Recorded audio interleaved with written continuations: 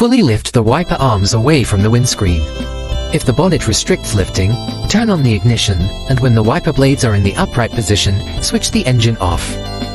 If they still return to their parked position, check your user manual for instructions on setting your car's computer to the change wiper blades position. Rotate the wiper blade to form a T-shape. Press down any retaining clip on the adapter in the direction of the wiper arm, and pull the wiper blade downwards.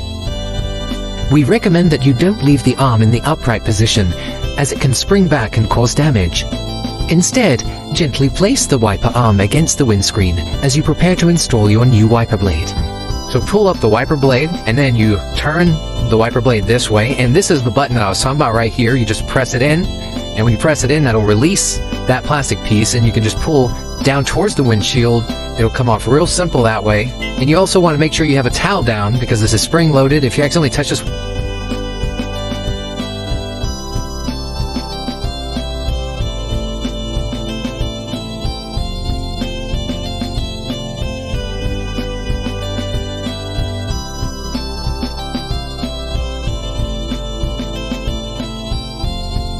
in the up position. Make sure the arm wraps around the side of the connector that has 2 holes. Simply slide the blade up and forward. Continue pressing until the arm locks into place with a click.